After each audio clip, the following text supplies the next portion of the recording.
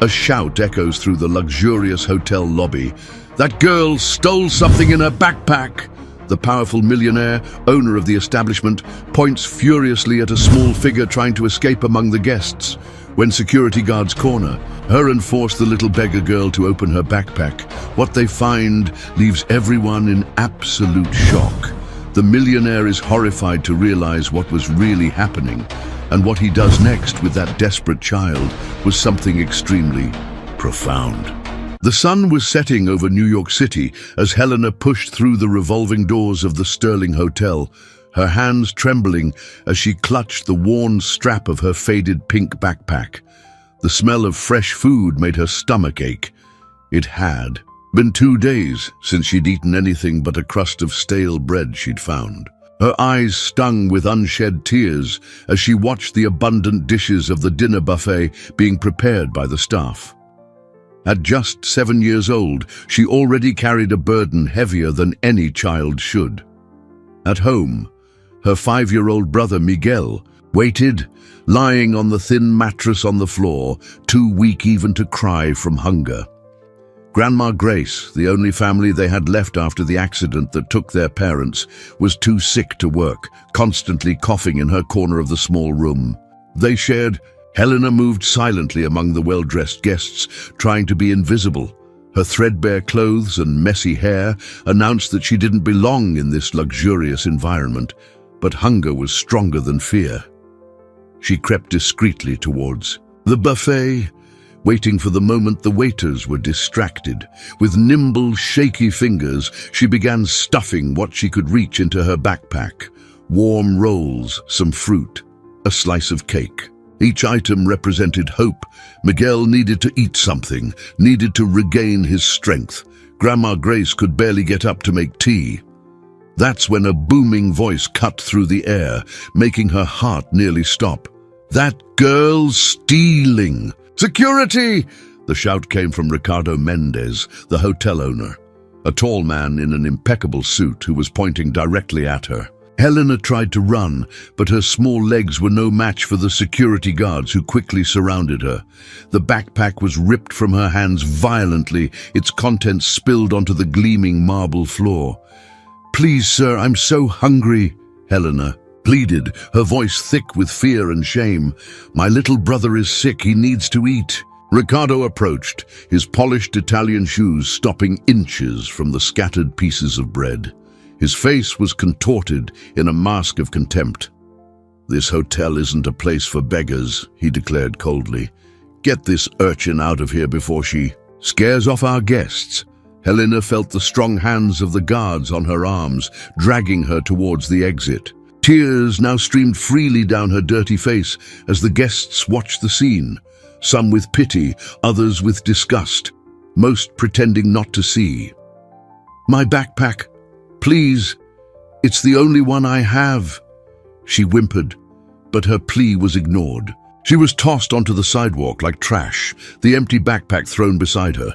The sky was already dark when Helena finally managed to get up, her legs trembling. She picked up the torn backpack and began her walk back home, her empty stomach aching even more with the weight of humiliation. How would she explain to Miguel that she hadn't managed to bring food? How would she bear to see her brother's sunken eyes, begging for something to eat? As she walked through the busy downtown streets, Helena passed dozens of restaurants and diners, each lit-up window a torture to her hunger. The smell of food haunted her, constantly reminding her of her failure. People rushed past her carrying shopping bags, some even throwing away leftover snacks. But after the humiliation at the hotel, she no longer had the courage to ask or scrounge for anything. Turning the corner onto her street, she found Miguel sitting on the sidewalk, waiting for her. Her heart broke to see he could barely hold his head up. "Sis, you took so long," he whispered, before his eyes rolled back and his small body slumped sideways. Miguel, wake up!" Helena screamed, holding her brother in her arms. People hurried past, some glancing sideways, but no one stopped to help.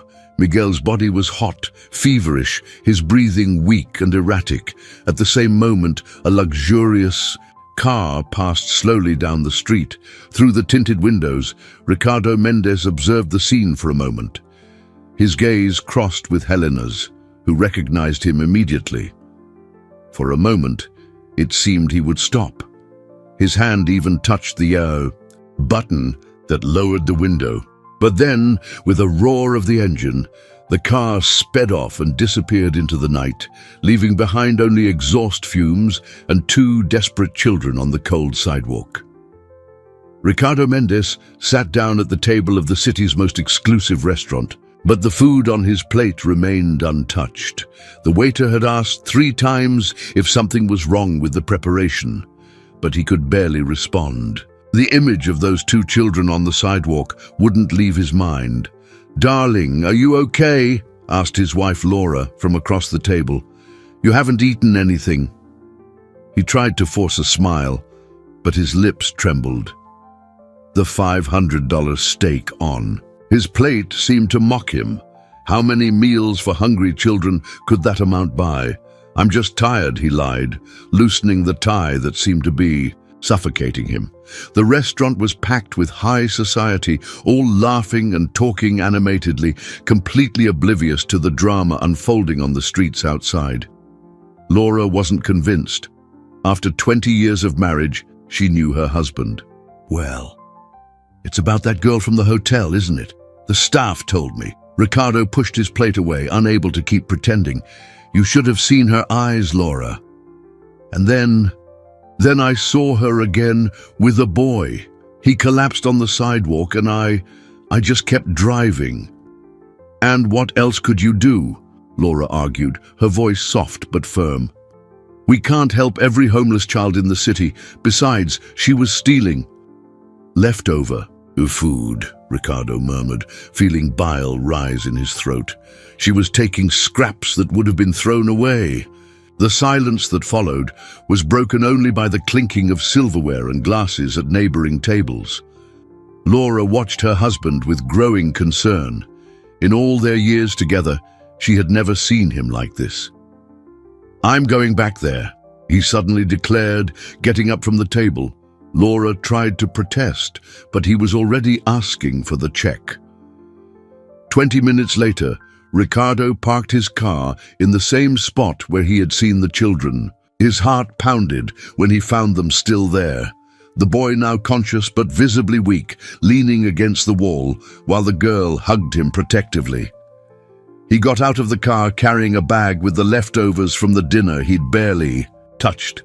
Seeing him approach, Helena instinctively pulled her brother closer, her eyes wide with fear. "I'm not going to hurt you," Ricardo said, his voice trembling slightly. "I brought food." Miguel tried to get up, smelling the food, but his legs gave out. Helena held him, torn between fear and the desperate need to feed her brother. "Why are you doing this?" she asked, suspicious. "You kicked me out of the hotel." The question hit Ricardo like a slap. I was cruel. I'm sorry." Helena continued to stare at him with distrust, but when Miguel let out a weak groan, she finally yielded. With shaky hands, she took the offered bag and began feeding her brother small pieces at a time. "Where are your parents?" Ricardo asked, sitting on the curb, maintaining a respectful distance. "Dead," Helena answered dryly, without taking her eyes off her brother. "Car accident. Now it's just me, Miguel, and Grandma Grace." "And where is your grandmother?" "At home. She's really sick, can't even get out of bed properly."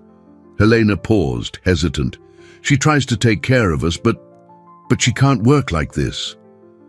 Ricardo watched in silence as Miguel ate greedily, his small hands trembling as he brought each piece to his mouth.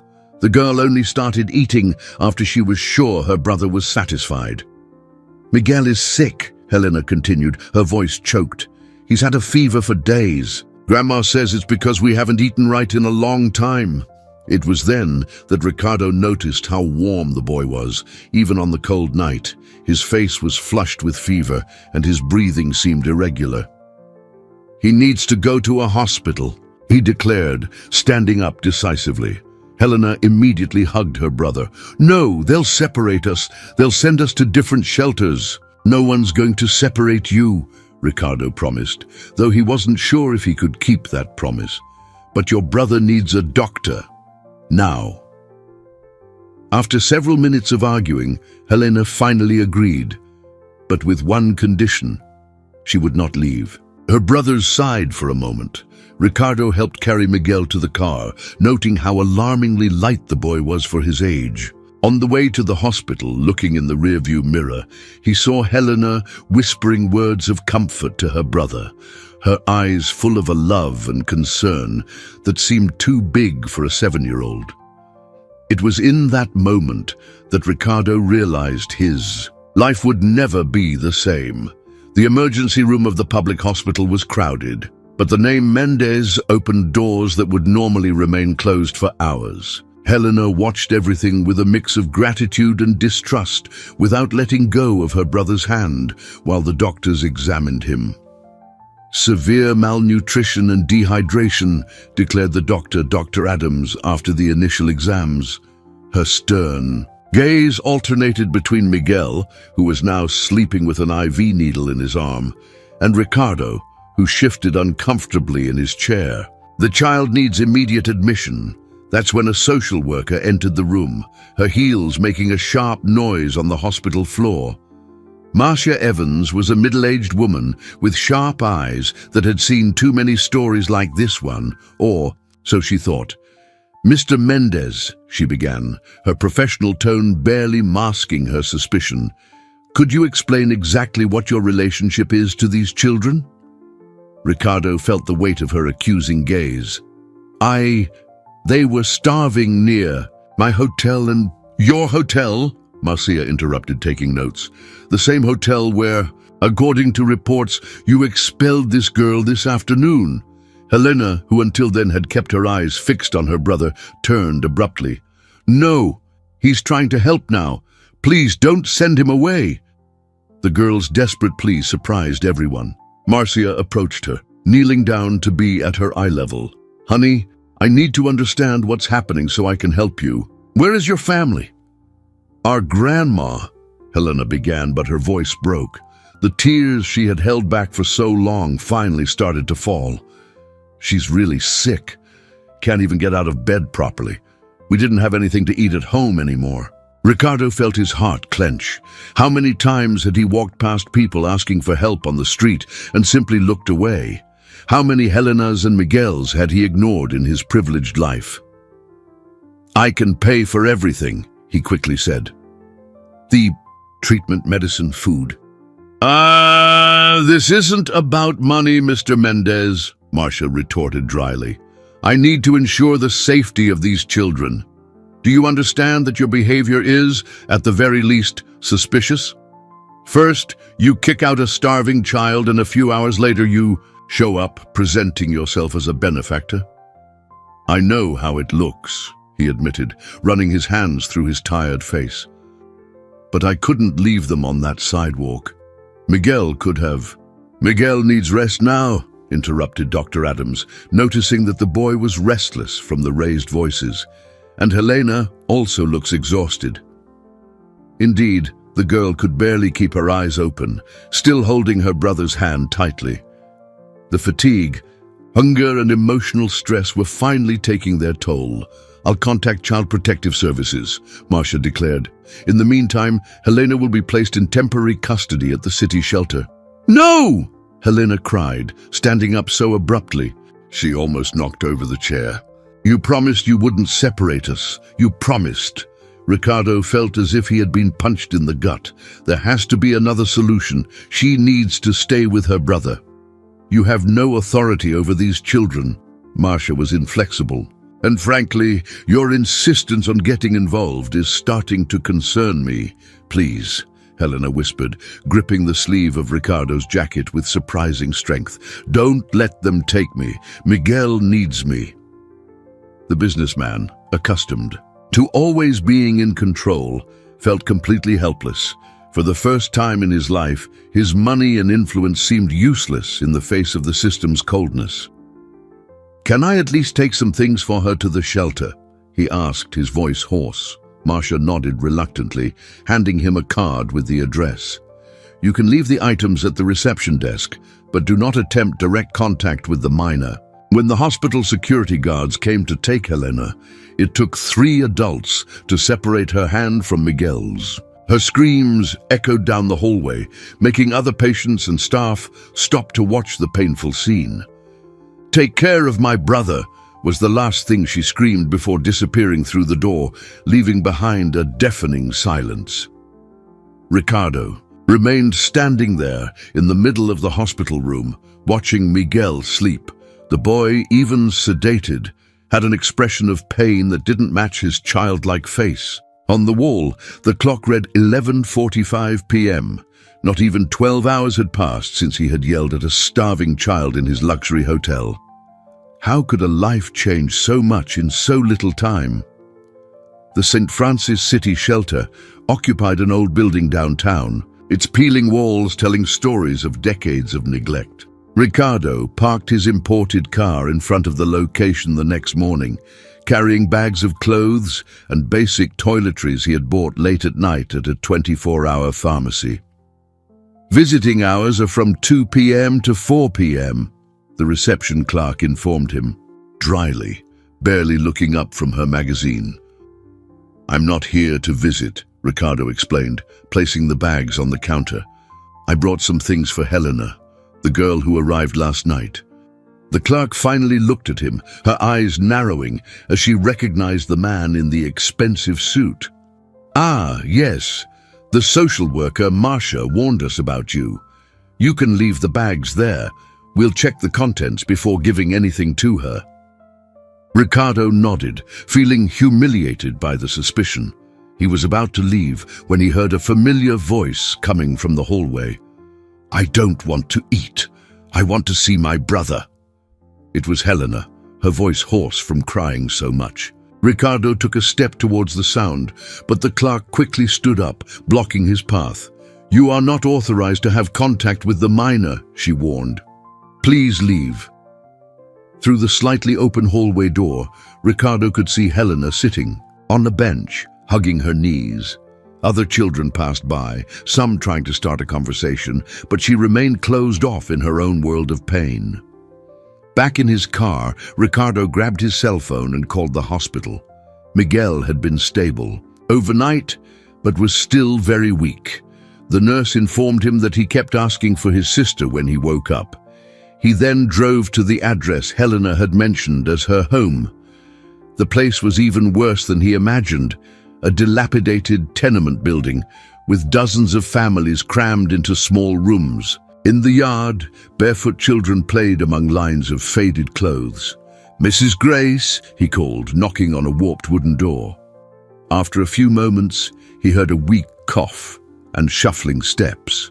The door opened, revealing a thin, elderly woman, her white hair loosely tied in a bun, her eyes sunken and tired, widened in recognition. "Sir," she murmured, bringing a trembling hand to her lips. "You're the owner of the Sterling Hotel." Something in the way she looked at him made Ricardo uncomfortable. There was more than just recognition in that look. There was an old, deep resentment. "I came to talk about your grandchildren," he began, but was interrupted by a violent coughing fit from the woman. Instinctively, he supported her before she fell. The single room that served as a home for the family was tiny and suffocating. An old single bed occupied a corner where Mrs. Grace clearly slept. On the floor, a thin mattress served as a bed for the children. There was no refrigerator, just an old hot plate and a few pots. "I'm sorry," she said after the coughing subsided. "This bronchitis, I can't get rid of it. And without being able to work, you need medical treatment," Ricardo declared, helping her sit on the bed. "I can't afford a doctor," she replied with a sad smile. "I can barely buy food for the children ever since I lost my last job." "When was that?" Ricardo asked, sitting on a broken chair. Mrs. Grace's gaze hardened. 5 years ago. I was a cleaner at your hotel, Mr. Mendez. You don't remember?" Ricardo felt his blood run cold. How? A guest said I had stolen his wallet. You didn't even want to hear my explanation. You fired me on the spot, she continued, her voice trembling not just from illness. The wallet showed up later in the guest's own car, but you never knew that, did you? Or perhaps you didn't care. The floor seemed to have disappeared beneath Ricardo's feet. Fragments of memory began to return. An employee begging for her job, him yelling about the hotel's reputation, security guards escorting an elderly woman out. That was you, he murmured, horrified.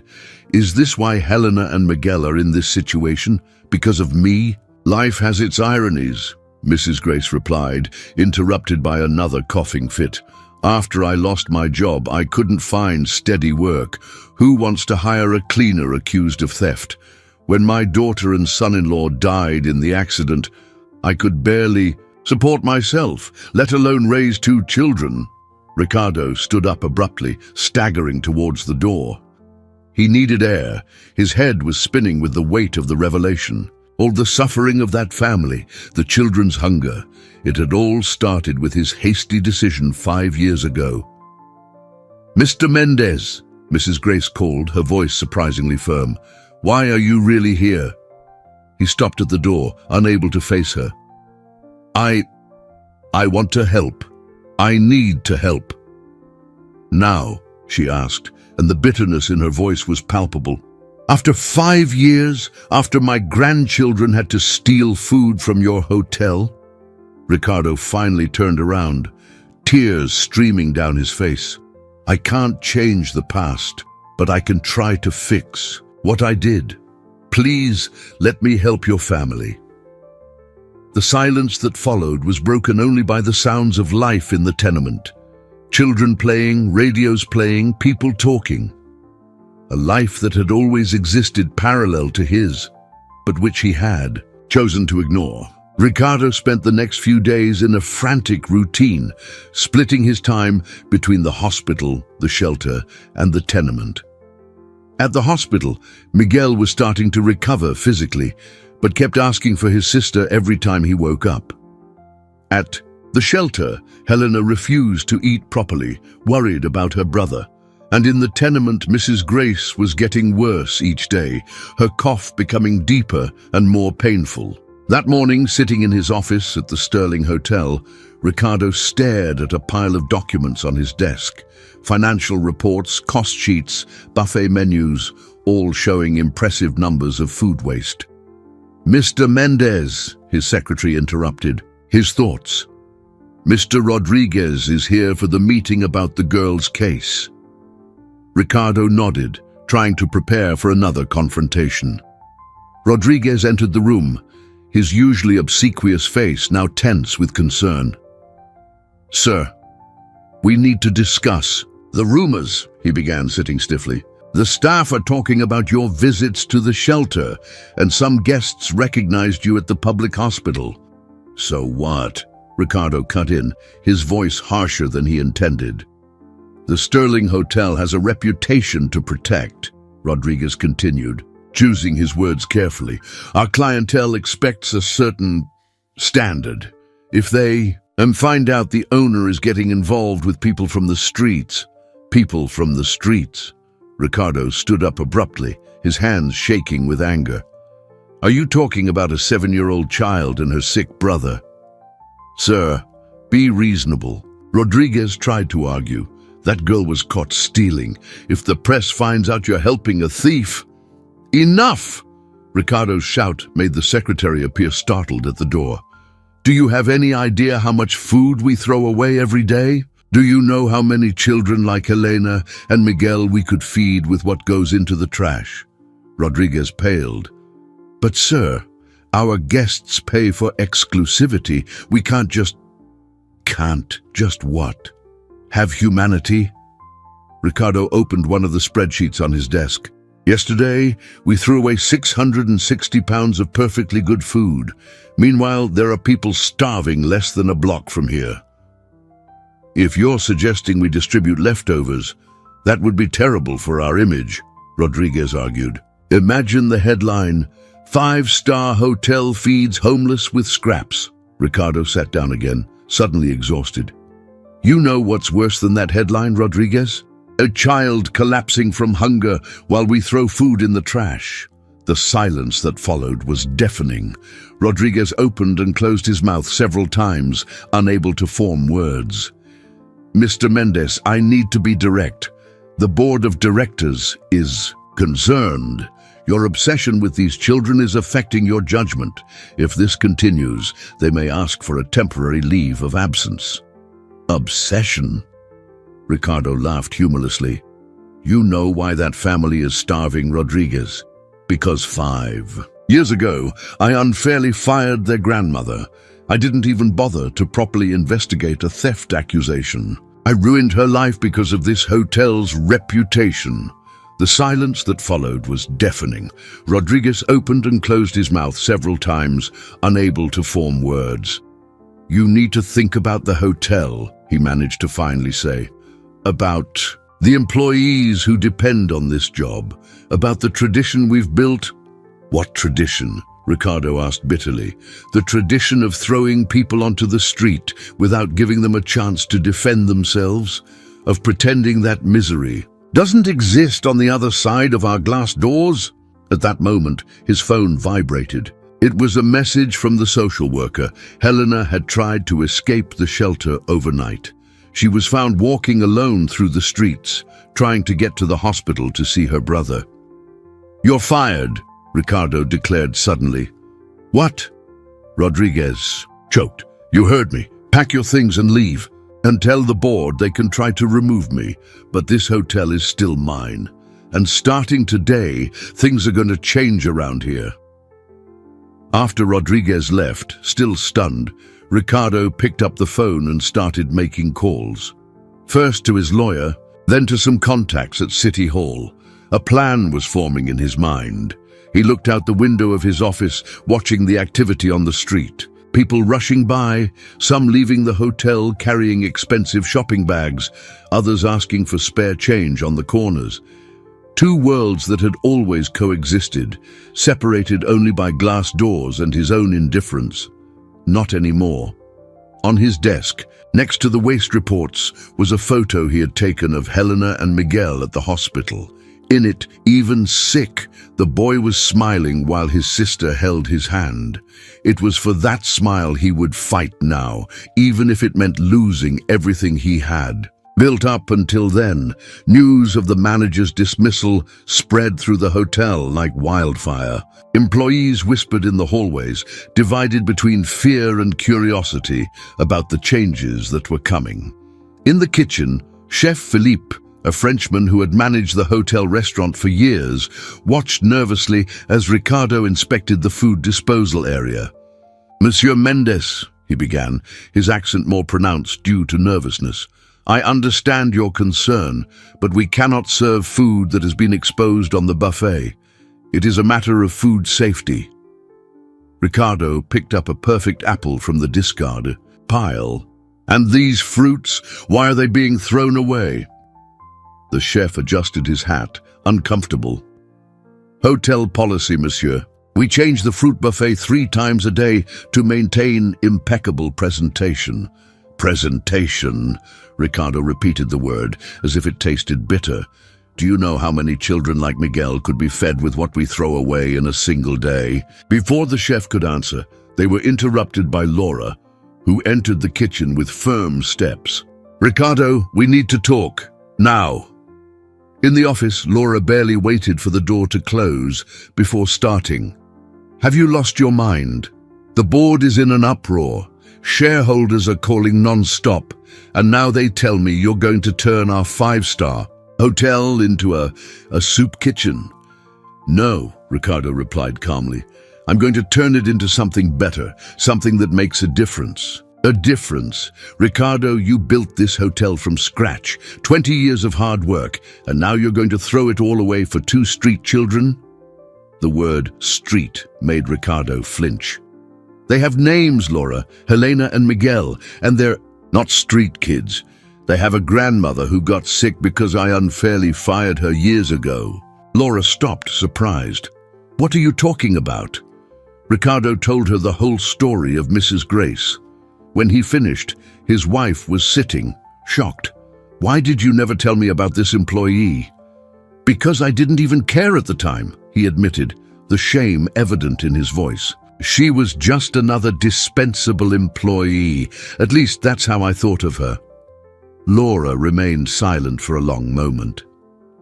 And what do you intend to do now? I'm going to open a community kitchen attached to the hotel. The food that would be discarded will be used to feed people who need it. And not just that, I'll hire people from the community, provide training, opportunities. The shareholders will never accept. Then let them sell their shares, Ricardo declared. I have enough money to buy them. This hotel is my dream, Laura. But what kind of dream is worth having if it's built on the hunger of others? At that moment, his cell phone rang. It was from the hospital. Miguel had gotten worse overnight, developing pneumonia. I have to go, he said, standing up. Wait, Laura stopped him. I'll come with you. At the hospital, they found Helena sitting in the hallway, hugging her knees. Apparently, after her escape attempt, the social worker had agreed to let her visit her brother. He doesn't want to eat, the girl informed them as soon as she saw them, her deep circles under her eyes showing nights of poor sleep. He just cries and asks for Grandma. Laura knelt beside her, touched by the little girl's worry. How long since you've eaten properly, honey? Helena shrugged, her eyes fixed on the door of the room where Miguel was. I can't. The food won't stay down. You need to take care of yourself so you can take care of him, Laura said softly, surprising Ricardo with her gentleness. Grandma always said that, Helena murmured, and for the first time since they had met her, a sob escaped her. I miss her so much. Laura hugged her instinctively, and the girl, surprising everyone, didn't resist. She began to cry, a deep and painful cry that seemed to hold all the sadness in the world. Ricardo watched the scene when his cell phone vibrated again. It was a message from Chef Philippe. Monsieur, after our conversation, I gathered the kitchen team. We want to help with your community kitchen project. All of us. He smiled, feeling a pang of hope. He looked at his wife, comforting Helena, at the door where Miguel was fighting pneumonia, and at the message on his phone. Maybe, just maybe, he wasn't alone in this battle. The following days brought an avalanche of changes and challenges. Miguel's pneumonia proved resistant to antibiotics, his small form battling the fever that wouldn't break. Helena had practically moved into the hospital, sleeping curled up in the armchair beside her brother's bed, refusing to go back to the shelter. Marcia, the social worker, had tried to intervene, but for the first time, she met resistance not just from Helena, but also from the medical team. Her presence is helping his recovery, Dr. Adams argued. Every time she leaves, his vital signs worsen. That afternoon, Ricardo was in the hospital room when Miguel woke up from another period of high fever. His eyes, usually lively and curious, were dull with fatigue. Mr. Ricardo, he called weakly, tell me a story. Helena, who was dozing in the armchair, immediately woke up. It was the first time in days her brother had asked for anything other than water. Ricardo pulled up a chair, sitting between the two children. What kind of story do you want to hear? One with a happy ending, Miguel asked, his small, warm hand seeking his sister's. I'm tired of sad stories. Ricardo felt a lump in his throat. How could he tell a happy story when the reality around them was so harsh? But then he noticed the children's eyes fixed on him, full of a hope that not even illness and hunger had managed to completely extinguish. Once upon a time, he began, there was a very rich man who lived in a glass castle. The hotel? Helena interrupted, a small smile appearing on her dry lips. Yes, the hotel, Ricardo continued. This man thought he had everything. Money, power, respect. But in truth he was the poorest person in the world because his heart was empty. Miguel coughed a little, but his eyes remained attentive to the story. One day he met two magical children, Ricardo went on, making Miguel smile weakly. They had no money, no power, none of the things the man thought were important. But they had something much more valuable. They had love for each other. And that love was so strong it began to melt the ice that covered the rich man's heart. And then, Miguel asked, his voice a whisper, then the man discovered that his glass castle was built on lies, that while he wasted food and money, good and honest people were in need right next door. And for the first time in his life, he felt ashamed of who he was. Helena squeezed her brother's hand, her eyes now fixed on Ricardo. But the magical children taught the man that it's never too late to change, he continued, his voice slightly choked. That sometimes we need to lose everything we think is important to find what truly matters. And what's the happy ending? Miguel asked, struggling to keep his eyes open. Ricardo hesitated. How could he promise a happy ending when Miguel was still fighting the fever, when Helena still didn't have a safe home, when Mrs. Grace was getting worse every day?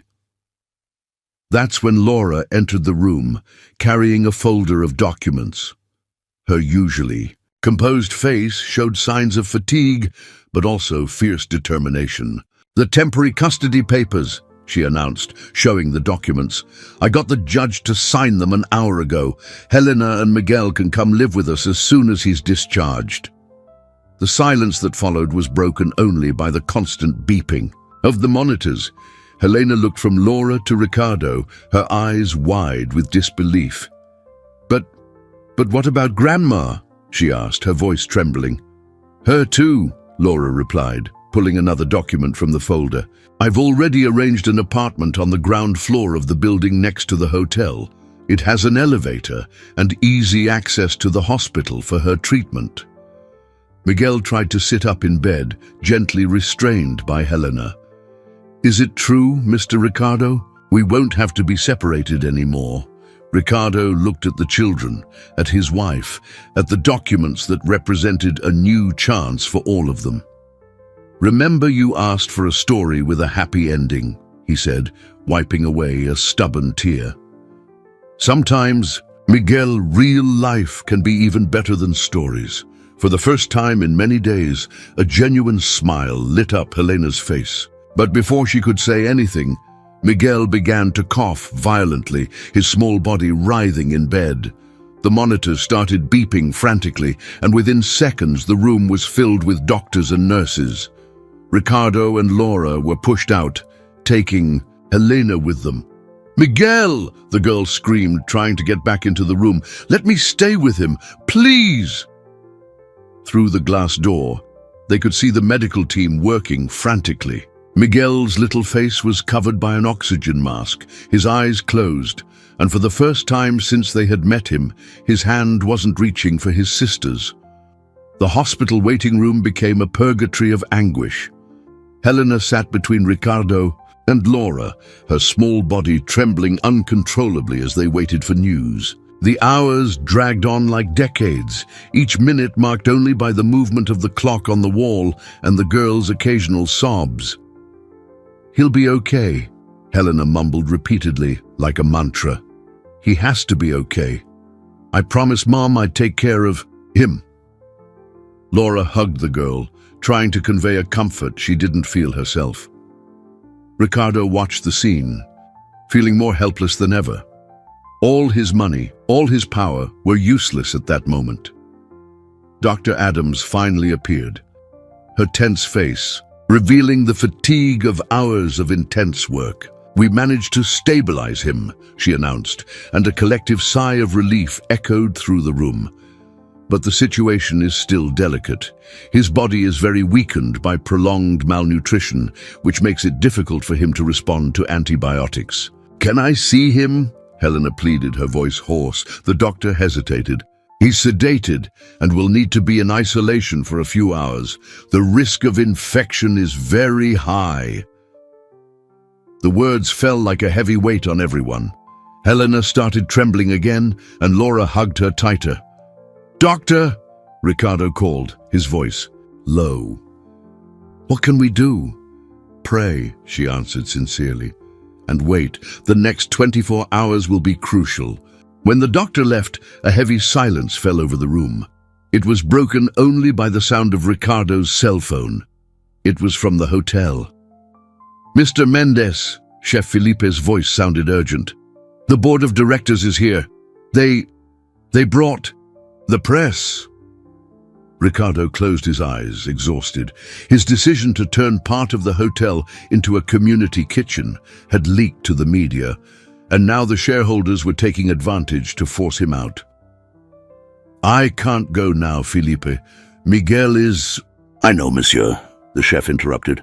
"But they are threatening to vote for your immediate removal. They say you are mentally unstable, obsessed with charity cases." Laura, who was listening to the conversation, gently touched her husband's arm. "Go. I'll stay with her." Ricardo looked at Helena, who seemed to have aged years in the last few hours. "I can't leave them now." "Go," Helena said suddenly, her voice surprisingly firm. "Save the hotel. Miguel would like to see that restaurant you talked about when he gets better." The when, not if, in her words, made Ricardo's heart ache. Even amidst so much suffering, that child still managed to hold on to hope. At the hotel, the scene was chaotic. Journalists jostled in the lobby, while board members, led by Arthur Sterling, the main shareholder, gave impassioned statements. "The Sterling Hotel has always been synonymous with exclusivity," Arthur boomed at the cameras. "We cannot allow its legacy to be destroyed by a philanthropic outburst from its owner." Ricardo entered silently from the back, observing the scene. He saw longtime hotel employees standing in corners, their gazes downcast and embarrassed. He saw wealthy guests watching the spectacle with morbid interest. And he saw, through the glass doors, people from the community who had already heard about the community kitchen project, waiting to see if they would have a chance to eat a decent meal. That's when he noticed something. At the entrance to the kitchen, dozens of employees were gathered, all wearing their impeccable uniforms. Chef Philippe was at their front, and when he saw Ricardo, he gave a small nod. "Enough!" Ricardo's voice cut through the air, silencing the murmur. Everyone turned to him, surprised by his presence. "Ricardo," Arthur smiled falsely for the cameras. "Glad you came to your senses. We can resolve this civilly." "No, Arthur. Now you're going to listen to me." Ricardo walked to the center of the lobby. "A few weeks ago, I kicked a starving child out of this hotel who just wanted to take some food for her sick brother. Food that was going to be thrown away. The journalists crowded closer, recorders in hand. That night, I was exactly like you," he continued, looking directly at the cameras. "Concerned with appearances, with profits, with what others would think. But you know what happened. That child taught me more about humanity in a few days than I learned in 20 years running this hotel." Arthur tried to interrupt, but Ricardo raised his hand, silencing him. "Right now, while we're here discussing legacy and exclusivity, that same boy is fighting for his life in a hospital. And you know why?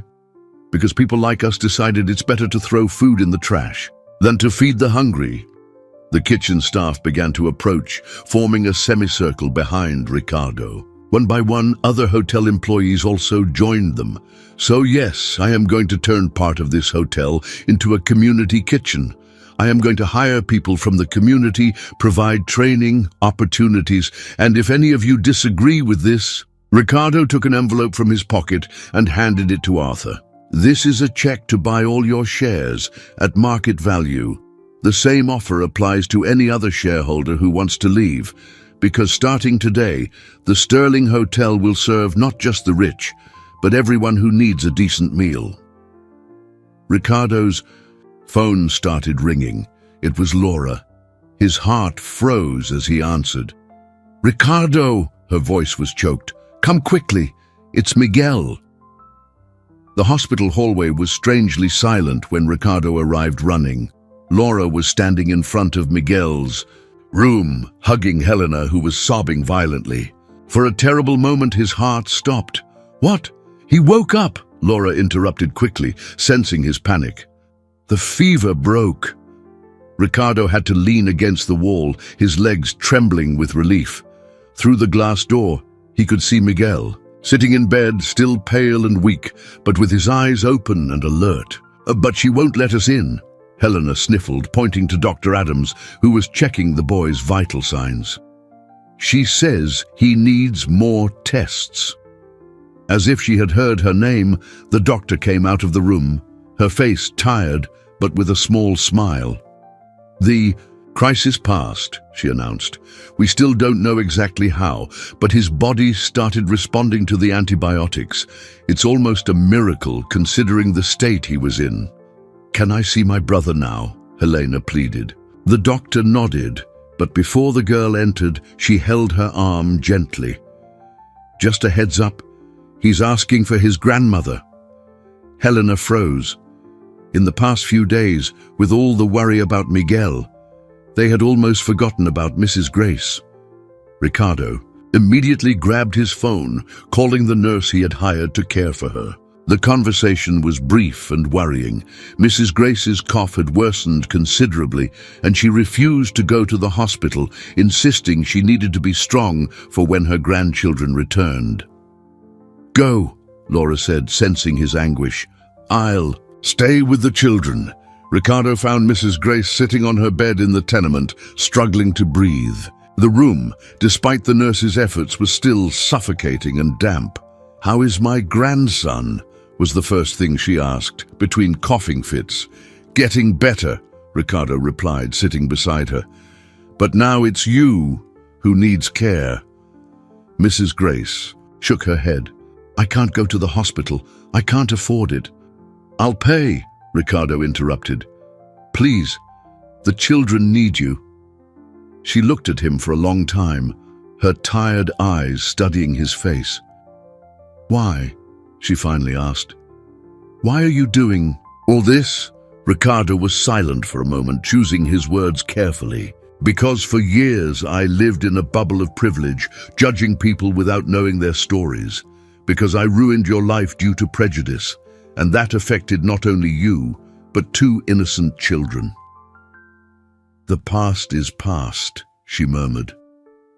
"No," Ricardo was firm.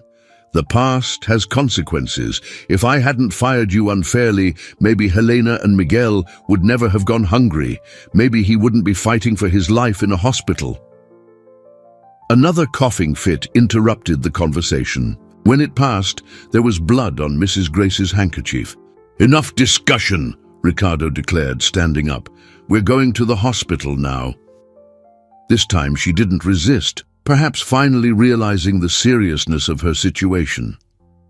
On the way, Ricardo called Laura, who told him that Miguel was asking insistently for his grandmother. When they arrived at the hospital, a surprise awaited them.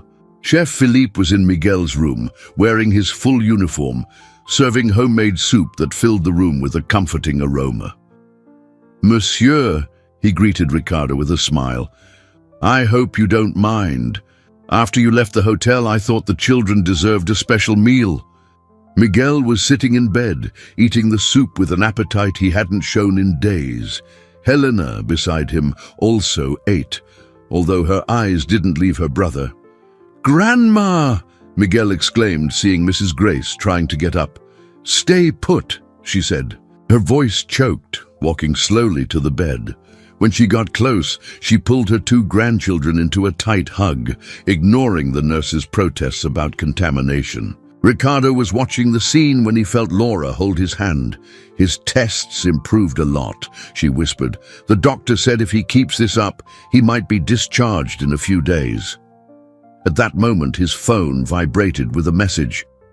It was a photo of the hotel, The staff had set up an impromptu buffet on the sidewalk and were serving people experiencing homelessness. The caption, written by Philippe before leaving to bring the soup, read, "The revolution has begun, patron." Ricardo looked at the family gathered on the hospital bed, Mrs. Grace hugging her grandchildren, Miguel eating soup with a will to live, Helena finally allowing herself a genuine smile. There was still much to be done, many battles to be fought, but for the first time in weeks, he felt they were on the right path. That's when Mrs. Grace had another coughing fit, this one more violent than the previous ones. The blood on the handkerchief was more abundant, and her eyes widened in panic before she collapsed into her grandchildren's arms. The following weeks became a roller coaster of emotions, while Miguel gradually recovered, gaining color and energy. Each day, Mrs. Grace fought advanced tuberculosis in another room of the same hospital. Helena divided her time between the two, her small legs tirelessly walking the hallways that separated the people she loved most in the world. "Pneumonia was just one of the problems," explained Dr. Adams to Ricardo and Laura after another round of tests on Mrs. Grace. "The tuberculosis probably started months ago, but without proper treatment, it spread. She'll get better, won't she?" Helena's voice sounded softly from the consultation room door, making the adults turn in surprise. No one had seen her arrive. The doctor hesitated, choosing her words carefully. "We're doing everything we can, honey. Your grandmother is a fighter."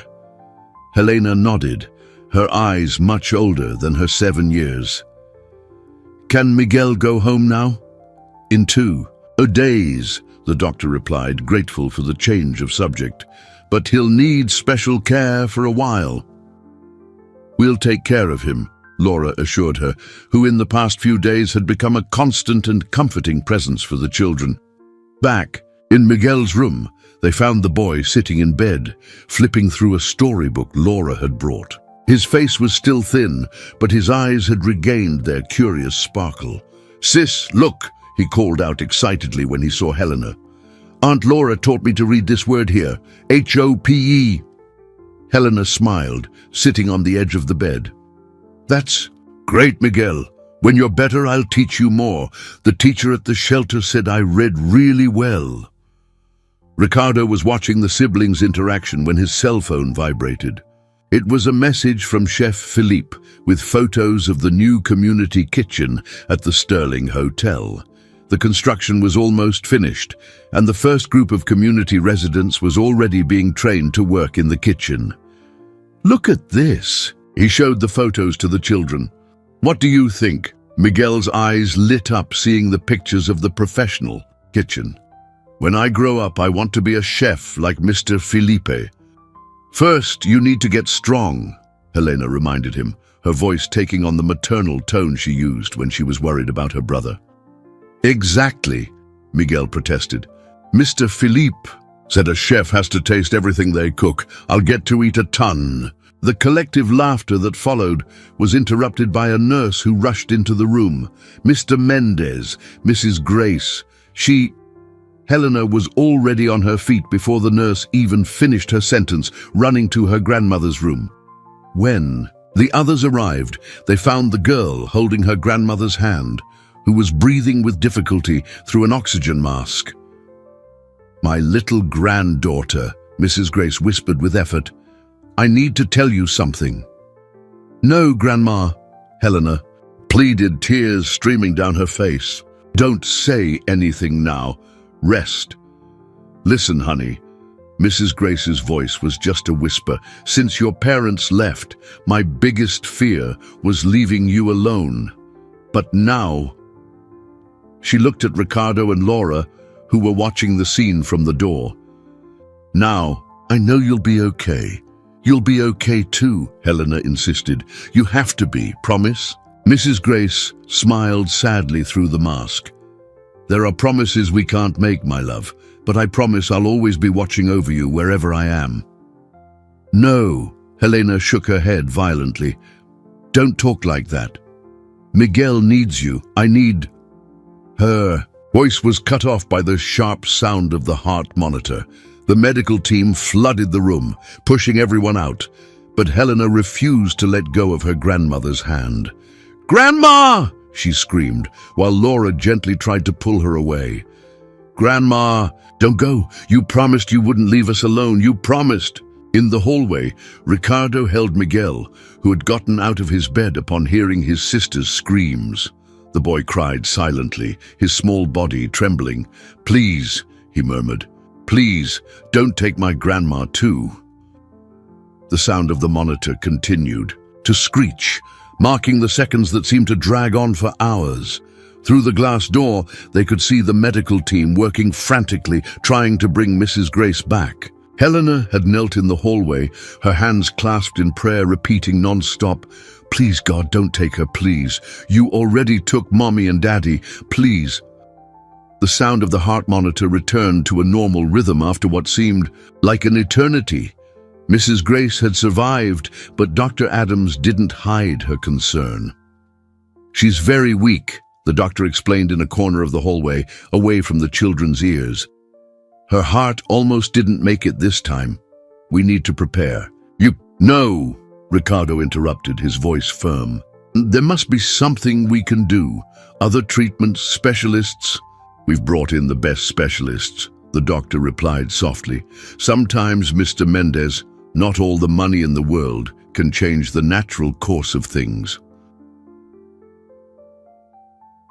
In the room, Helena had returned to her grandmother's side, who was now sleeping under the effect of sedatives. The girl held the elderly woman's hand, as if she could, through that touch, transfer her own life force.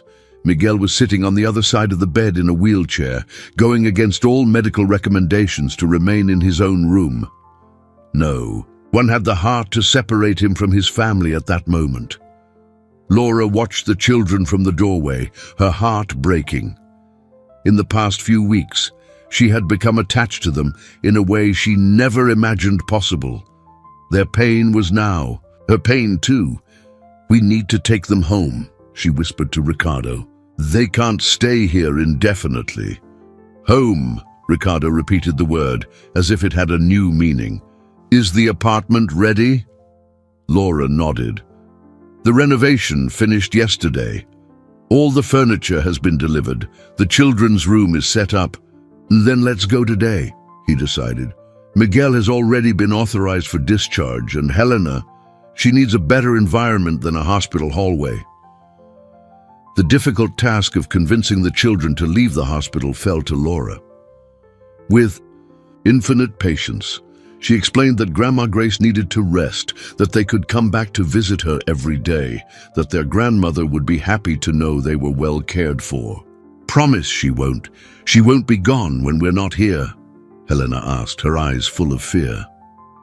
"The medical team will take very good care of her," Laura assured her, choosing not to make promises she couldn't keep. "And any change, we'll rush back here." The apartment Ricardo had prepared for the family was in the building next to the hotel. It was spacious and airy, with a view of a small park. The children's room had been decorated with cheerful colors, the new beds covered with soft sheets featuring the characters Miguel loved so much. But what really captured the children's attention was the kitchen. Large and well-equipped, it had a round table where everyone could sit together for meals. "Look, sis," Miguel exclaimed, still a little weak but visibly excited. "Just like Mr. Philippe's kitchen." Helena smiled, the first genuine smile in days. "It's bigger than our whole place in the tenement building." The mention of the tenement building brought a heavy silence. Laura quickly suggested they have a snack, and soon Chef Philippe appeared carrying a basket with fresh bread and other treats. "We need an assistant to taste these new recipes," he said, winking at Miguel. "Anyone interested?" While the children ate, Ricardo received a call from the hospital. His face turned pale as he listened, and Laura immediately realized something was wrong. "Grandma Grace's test," he began, but his voice broke. "How long?" Laura asked softly, understanding without needing further explanation. "Days," he replied, his voice barely a whisper. "Maybe a week."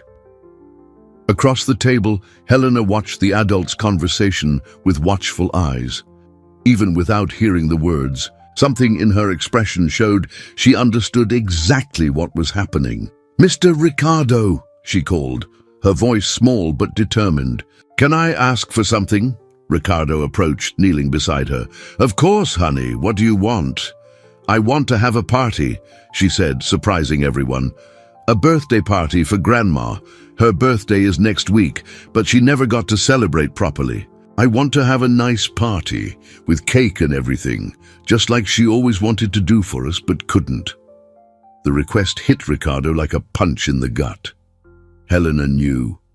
Somehow that girl of just 7 years old had understood that she needed to create one last happy memory with her grandmother. "First thing tomorrow," he promised, his voice choked. "We'll throw the best birthday party your grandmother has ever had." That night, after the children finally fell asleep, Laura found Ricardo crying silently on the balcony. "How are we going to tell them?" he asked, not wiping away the tears. "How do we tell them they're going to lose the only family they had?" "Left?" Laura hugged him from behind, resting her head on his back. "They're not going to lose their only family," she corrected gently. "They have us now." Grandma Grace's birthday party was organized in record time in the hospital's sunroom. Chef Philippe and his team had worked all night preparing a cake decorated with sugar flowers and various sweets she used to mention with nostalgia from her childhood. Elena had insisted on helping with the decorations, hanging colorful balloons and festive banners with her own hands.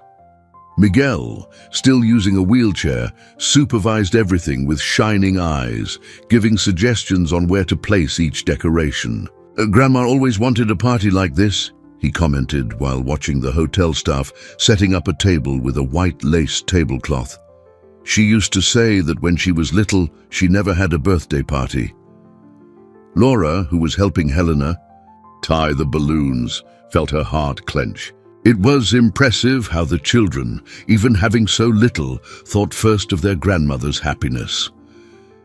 When everything was ready, Ricardo went to get Grandma Grace from her room. She was too weak to walk, so they brought her in a special hospital bed. Her eyes filled with tears upon seeing the decorations. "My loves," she whispered when Helena and Miguel ran to hug her. "You didn't need to do all this." "Yes, we did," Helena declared firmly. "You deserve the best party in the world." The medical team had authorized 1 hour of celebration, and everyone made an effort to make every minute count. Chef Philippe personally served a slice of cake for Grandma Grace, who managed to eat a few small bites with visible effort. "It's delicious," she praised, even barely being able to swallow, "just like my mother used to make." That's when Helena took an envelope from her backpack. "I made you a present," she said shyly, handing it to her grandmother. Inside was a colorful drawing, a big house with a garden, where 5 smiling figures were holding hands: Grandma Grace, Helena, Miguel, Ricardo, and Laura. "It's our family," the girl explained, "everyone together." Grandma Grace held the drawing with trembling hands, silent tears streaming down her wrinkled face. "I'm so glad you won't be alone anymore," she said softly. "You won't be alone either," Miguel assured her, holding her hand. "When you get better, you'll live with us in that nice house Mr. Ricardo arranged." A heavy silence fell over the adults present.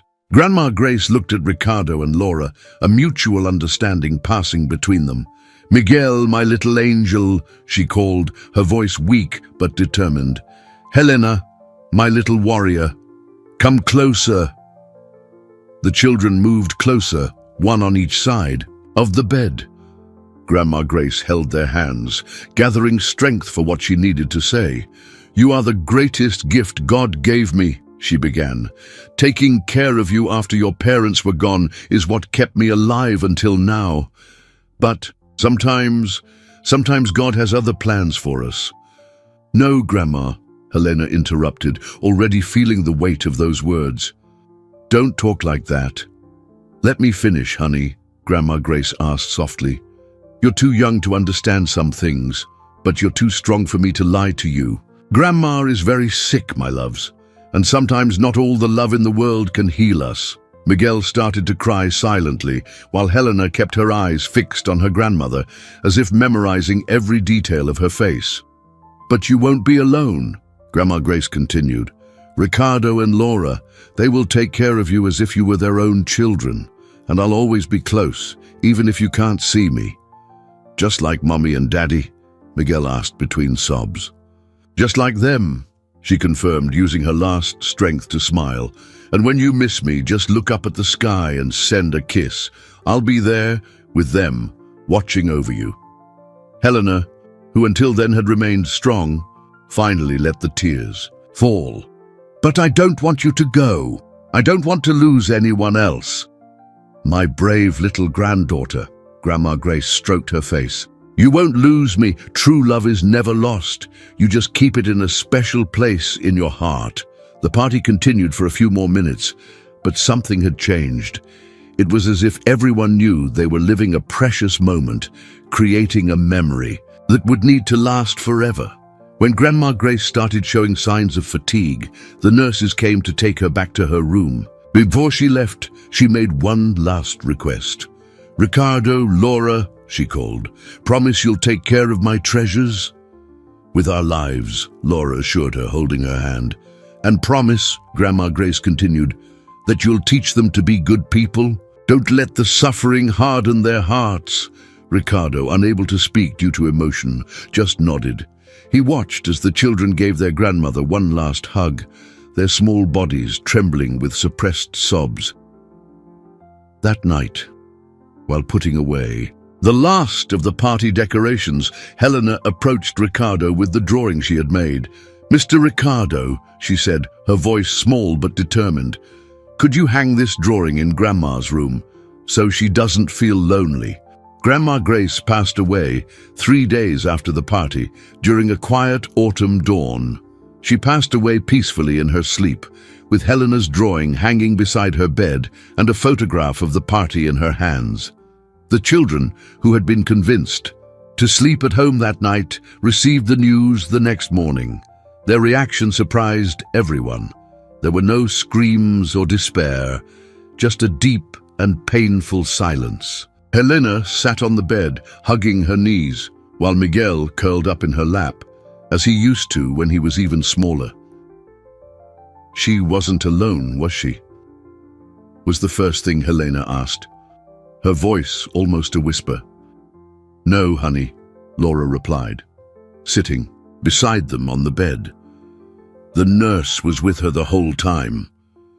Miguel lifted his tear-stained face. "Is Grandma with Mommy and Daddy now?" "Yes, darling." Laura hugged him, her own voice choked. "And they'll take care of her now like she took care of you." Ricardo watched the scene from the doorway of the room, his heart breaking seeing those children facing yet another loss. In the past few weeks, he had learned so much from them about strength and resilience that sometimes he forgot they were just two little children carrying a weight too heavy for their shoulders. The funeral was simple but dignified, in a small cemetery surrounded by trees. To everyone's surprise, several employees from the Sterling Hotel attended, including Chef Philippe and his entire staff, even some residents from the tenement building, and came to pay their last respects. Helena remained standing beside the casket during the entire ceremony, holding her brother's hand tightly. She didn't cry, she didn't speak, she just watched everything with those eyes that seemed to have lived 1,000 years. It was only at night, when they thought the children were asleep, that they heard sobs coming from the room. Ricardo and Laura rushed there, finding Helena sitting on the floor between the two beds, hugging an old coat that had belonged to her grandmother. "I promised her," the girl sobbed. "I promised I'd be strong, that I'd take care of Miguel. But I miss her so much." Miguel got out of his bed and joined his sister on the floor. "I miss her too, sis." Laura knelt beside them, opening her arms. To her surprise, both children threw themselves into her embrace, finally letting the grief flow freely. Ricardo joined them on the floor, wrapping the whole family in his arms. They stayed like that for a long time, crying together, sharing a pain that words couldn't express. "You know what Grandma always said?" Helena said after a while. Her voice hoarse. "That family isn't just blood. It's who chooses to stay when everyone else leaves." The words hit Ricardo and Laura like an arrow to the heart. Yes, they had chosen these children, but somewhere along the way, the children had also chosen them. "You are our family now," Laura said softly. "Forever." "Really?" Miguel asked, his eyes swollen from crying so much, shining with a hint of hope. "You won't give up on us?" "Never," Ricardo assured firmly. "We will never give up on you." Elena lifted her face from Laura's shoulder, her eyes seeking Ricardo's. "Grandma said you changed, that you're not that mean man from the hotel anymore." Ricardo felt tears return to his eyes. "Your grandmother taught me a lot about forgiveness and second chances. You all taught me." "So," Helena hesitated, biting her lip, "can we call you Mom and Dad? Grandma said it was okay, that our parents would understand." Laura started to cry, pulling Helena closer. "Of course you can, honey. Of course you can." Miguel snuggled closer into the group hug. "Now we have 2 dads and 2 moms, some in heaven and some here." That night, for the first time since Grandma Grace's death, the children slept peacefully. Not in their beds, but right there on the floor, snuggled between Ricardo and Laura, like a family that had finally found each other. Before falling asleep, Helena whispered one last thing. "Dad, can we go to the hotel tomorrow? I want to help other children who are hungry, just like Grandma always wanted to do." 6 months passed since Grandma Grace's passing. The Sterling Hotel had transformed completely. The former ballroom now housed a community kitchen that served hundreds of meals daily, while the main kitchen had become a training center for people experiencing vulnerability. Helena and Miguel had made the hotel their second home. Every afternoon after school, they could be found helping in the kitchen or talking with the people who came for a meal. Miguel, now fully recovered, followed Chef Philippe like a shadow, absorbing every detail about cooking. That Saturday afternoon, the hotel was especially busy. It was graduation day for the first class of the job training program, an initiative Ricardo had created in memory of Grandma Grace. "Dad!" Miguel called out excitedly, running through the room in his little chef's uniform. "Come see the cake I helped make." Ricardo followed his son into the kitchen, where a work of art in cake form was being finished. It was a miniature replica of the Sterling Hotel, but with a special detail. The doors were open, and small figures made of sugar paste represented people entering and leaving freely. "It was Helena's idea," Miguel explained proudly. "She said now the hotel doesn't have closed doors for anyone anymore." Helena, who was organizing the graduate certificates at a nearby table, smiled upon hearing her brother. At 8 years old, she had become a sort of ambassador for the project, always ready to tell her story to anyone who wanted to listen. "Look who's here," Laura announced, entering the room with a surprise. Marcia, the social worker who had been so suspicious of Ricardo at first, now came regularly to follow the progress of the children and the project. "I couldn't miss this graduation," Marcia said, hugging Helena. "After all, it was because of you that all of this started." The graduation ceremony was simple but moving. 20 people, all coming from situations of social vulnerability, received their certificates in culinary training. Among them was Maria, an elderly woman who lived in the same tenement building where Helena and Miguel had lived. Before handing out the certificates, Ricardo began his speech. "I want to tell a story. The story of how 2 children and a very Special grandmother taught me that sometimes we need to lose everything we think is important to find what truly matters. Helena and Miguel approached their father, holding his hands as he continued. 6 months ago, I was a different man. Someone who measured people's worth by the contents of their wallets, not their hearts. Someone who preferred to throw food in the trash than feed the hungry. Someone who unjustly fired an employee and in doing so condemned her family to years of suffering. His voice choked for a moment, and Laura joined them on the makeshift stage, completing the image of the family. But then, on a night that changed everything, a brave little girl tried to bring food to her sick brother, and that girl, along with her brother and her grandmother, not only forgave me, but taught me the true meaning of family, compassion, and second chances. The graduates applauded, many with tears in their eyes, recognizing their own stories in that narrative. Today, Ricardo continued, this hotel is no longer just mine, it is ours, belonging to everyone who needs a meal, an opportunity, a second chance. And that, he looked at Helena and Miguel with tear-filled eyes, that is true success. After the ceremony, while guests celebrated with Miguel's special cake, Helena pulled her parents to a quiet corner of the room. I have something to show you, she said, taking a folded paper from her pocket. It was the drawing she had made for Grandma Grace, now a little faded and creased from being handled so much. I want to hang it here at the hotel, she declared. So everyone who comes in knows that family is who chooses to stay. Laura hugged her daughter, unable to contain her tears. Your grandmother would be so proud of you, my love. She is, Miguel stated, with the certainty only children have. She, Mommy, and Daddy are always watching over us from above. Grandma must be super happy because now there are a ton of people who aren't going hungry anymore. Ricardo watched. His children, remembering how he had met them, two hungry and frightened children fighting to survive. Now he saw before him two little warriors who, even having lost so much, chose to use their pain to help others. You know what? Helena said thoughtfully, looking at the room full of celebrating people. I think Grandma was right. Sometimes we have to go through hard things to learn how to be better. It was a special morning at the Sterling Hotel. It was exactly 1 year since that night that changed so many lives, when a desperate little girl tried to take food for her starving brother.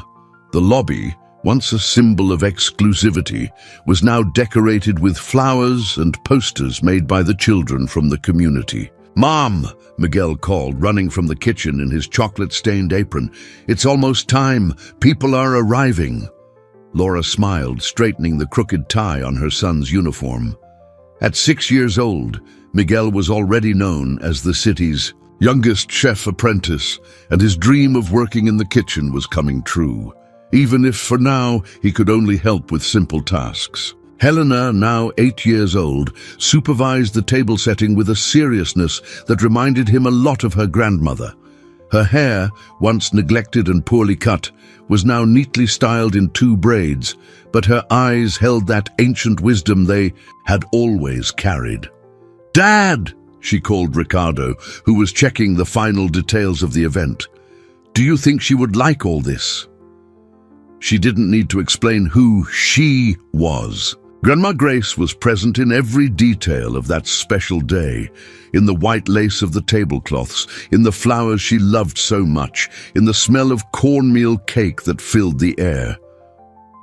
She would have loved it, my daughter, Ricardo replied, hugging her, especially because it was your idea.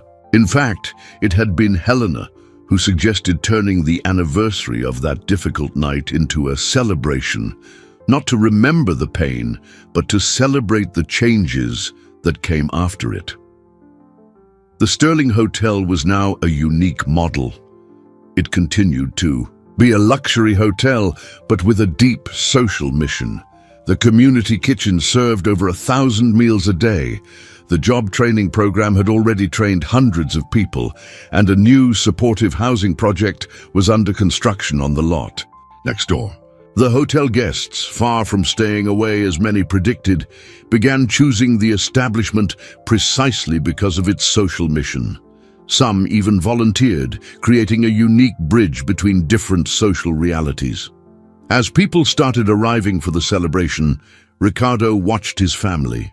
Laura helped Miguel serve the sweets that he had helped make, while Helena greeted the guests with a dignity beyond her years. In 1 year, they had transformed into a true family, united not by blood, but by something much stronger: the choice to stay together. "Excuse me," a voice caught his attention. It was Maria, the elderly woman from the tenement building who had graduated from the training program. She was now an assistant chef at the community kitchen. "I brought a surprise." In her hands was an old photo album. "I found this among Grandma Grace's things that were left at the tenement building," she explained. "I thought the children would want to see." Helena and Miguel ran to see the album, their eyes shining as they recognized photos from when they were babies, moments with their parents, portraits of their grandmother when she was young. But it was one photo in particular that caught everyone's attention. It was Grandma Grace in her hotel employee uniform years ago, with a proud smile on her face. "Look," Helena whispered, touching the photo tenderly. Grandma was right. Sometimes we have to take a very long detour to get to where we were meant to be all along. Ricardo felt tears come to his eyes. How could that little girl, who had suffered so much, have so much wisdom? "Attention everyone," called Chef Philippe, emerging from the kitchen with an impressive cake. It was a replica of the drawing Helena had made a year ago, the family holding hands, but now with a special detail. Around the main figures, dozens of other small silhouettes formed a circle, representing all the lives that had been touched by the hotel's transformation. Before we celebrate, Ricardo took the microphone, his voice thick with emotion. "I want to thank two very special children who taught me that it's never too late to change, who showed me that family isn't who you share blood with, but who chooses to stay when it would have been easier to leave." Helena and Miguel ran to hug him, and Laura joined them.